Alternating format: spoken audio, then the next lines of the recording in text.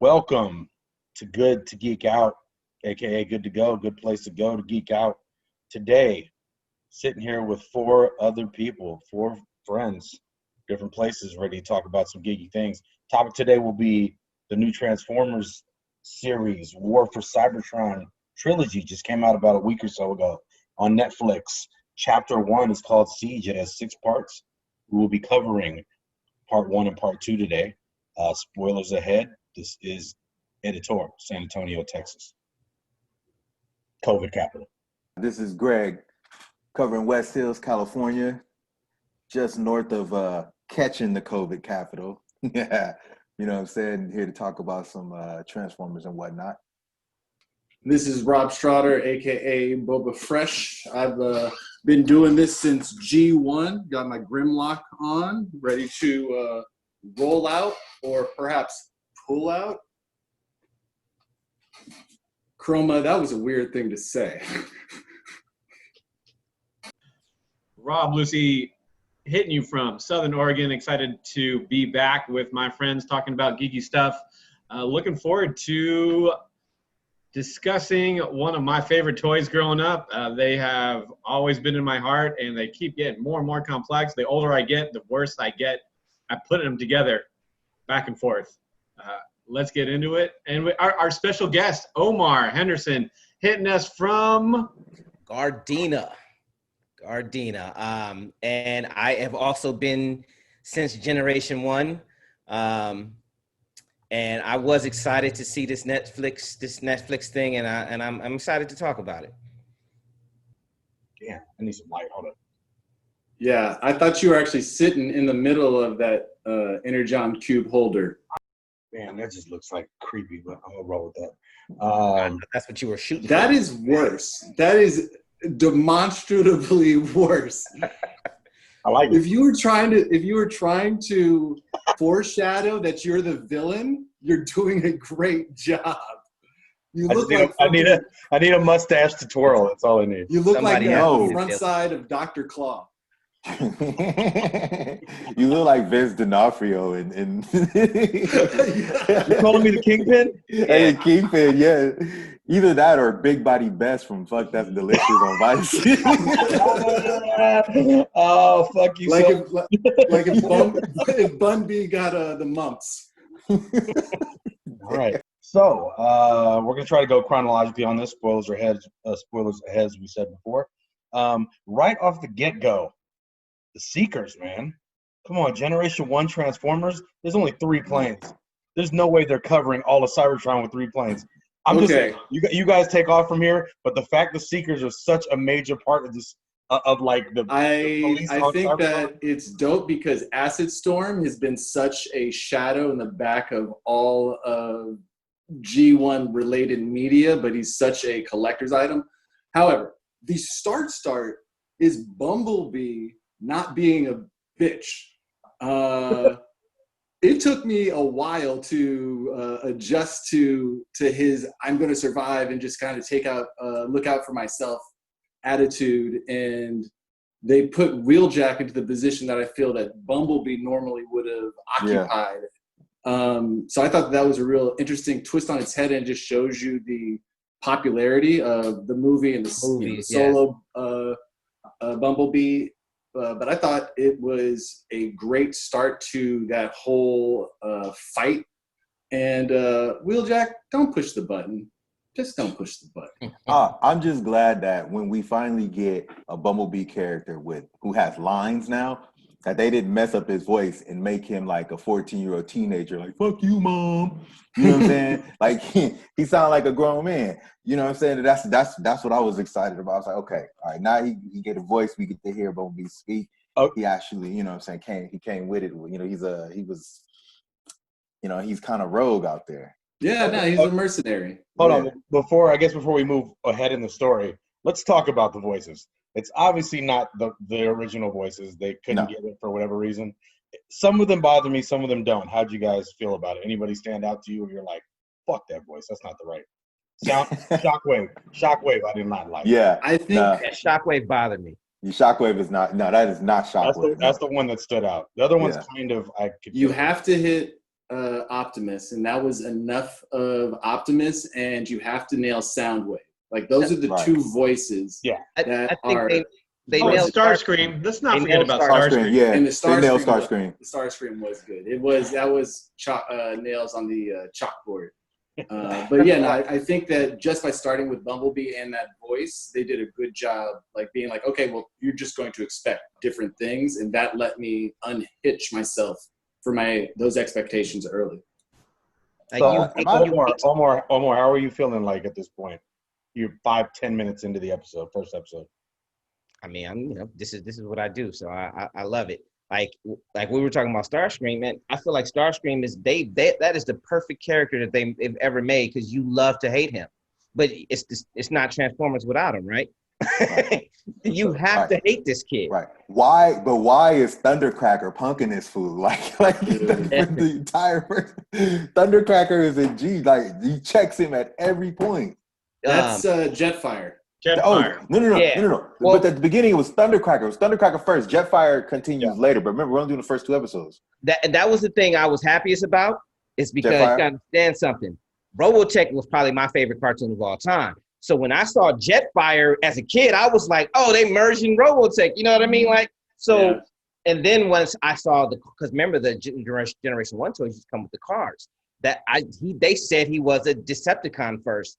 And I've never seen that in the cartoons or the movies or anything. Mm-hmm. So when they decided to go with that made me real happy, because that's a character that was very underused. Yeah. Well, he's always been an intellect. I feel like here in the beginning, like you don't get that until at the beginning. You don't get that he's an intellect. I mean, They did a solid job to that point of setting up the hierarchy, like letting us know without too much exposition, being like, you're too ambitious. You're, like Megatron like lays it out for everyone, and I was like, that's really cool. And then Megatron just goes and punks someone later, and like, oh, that's right, that's why you're in charge. Lucy, what'd you think? Well, I was really impressed in going into it with knowing about 24 different Transformer cartoons along the way, and how many different origin stories have come before this one. Is this going to be, obviously it's retconning some things, but is it doing it in the right way and setting the stage for Cybertron, where they all came from? I think they did a wonderful job setting the stage for this world, the time frame on which it happens, coming towards the end of the Decepticon Autobot Civil War, and it really got me excited to see the shows going forward. Another thing I enjoyed was the progression of Megatron. I know I can't jump ahead too far, but I felt like you saw a certain part of Megatron where he was cool and collected and very smooth, and I think as it goes on, he sort of almost takes on Starscream's personality a little bit more.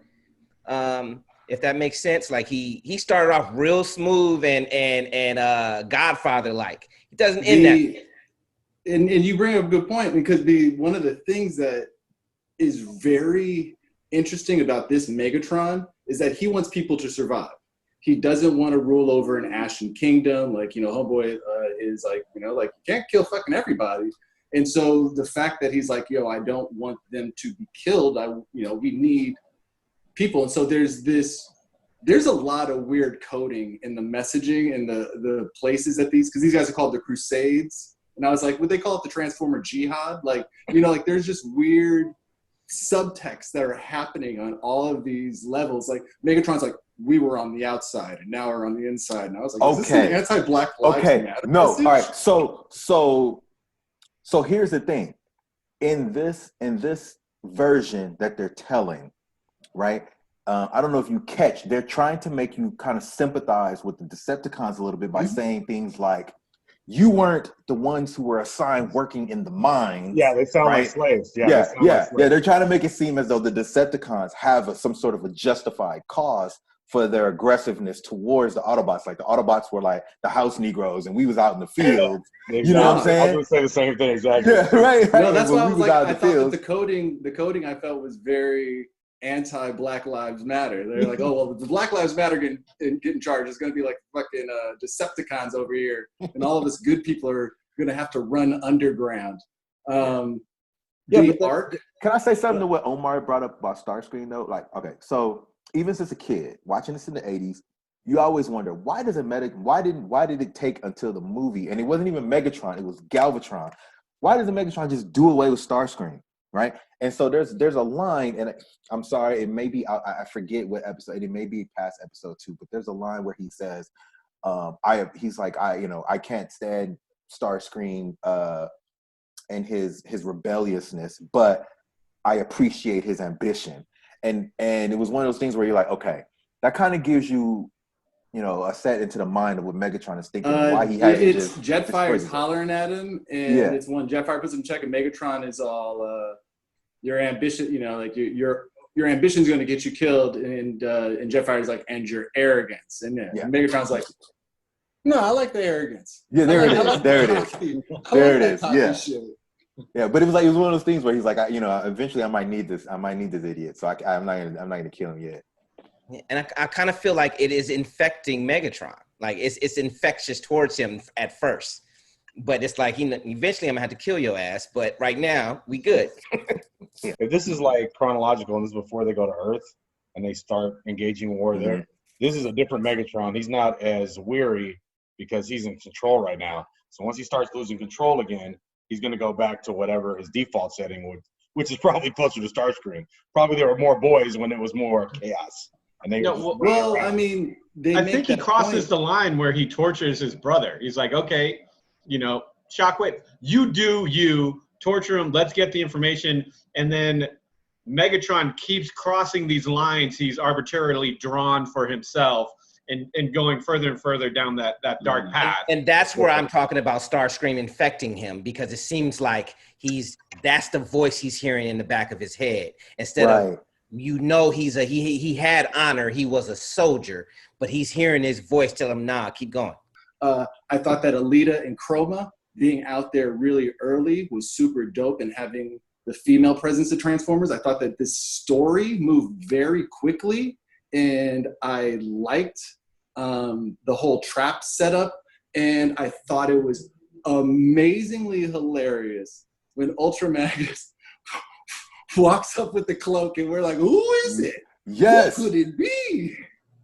Hey, Omar, remember after you watched the episode, I hit you up. I'm like, bro, Ultra Magnus walked up on the Decepticons, and he was a straight G. Like, you know what I'm saying? They fired, I think it was Starscream fires a shot right by his head. He didn't even budge. Yeah, he didn't even budge. And he was like, it didn't work out the greatest. It didn't work out the greatest yet. It does bring up the question: why do they have fabrics on Cybertron?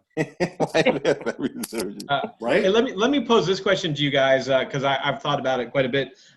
Character design and animation. What did you guys feel on that level?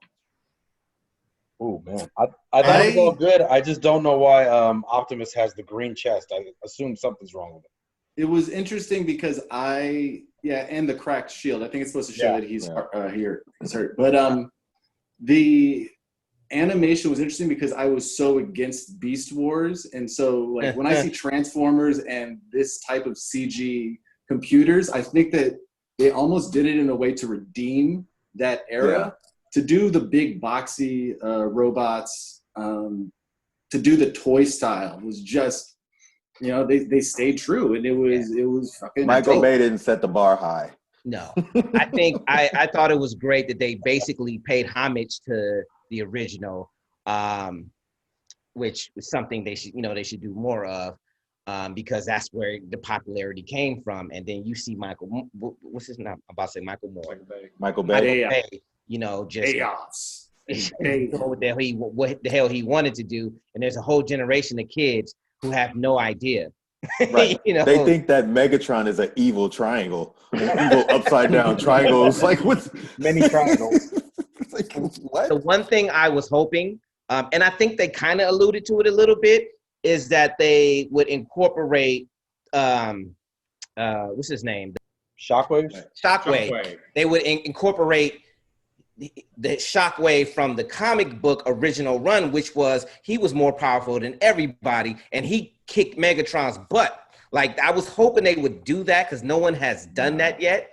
But Nah, they alluded they'll never to do him that. having some sort of little They'll dark never side. do that. They'll never I think do that it because would've been too Megatron much is of the a ultimate bad guy, and they don't want to do anything that takes away from him being like the ultimate the protagonist, right? The antagonist. He's the ultimate antagonist. It's interesting because I always thought it was dope that Shockwave was the only person that was left behind, and you knew that he had to be a G because Megatron trusted him and was like, "Yo, if anything goes down, like I have this handled by myself." Good. So I think that there was always like this allusion to how powerful Shockwave was. I think the took live Optimus action movie kind of did him justice a little bit though. I mean, he was hardcore, and I mean, not to say that I love the movies, but Shockwave's appearances in the movies to me were kind of dope. I like the gun face. I was with that, right? So I mean, signature gun face. I think we should be respectful to this version of Transformers and not bring that up anymore. Don't bring up the movie again while we speak about this. Fair enough.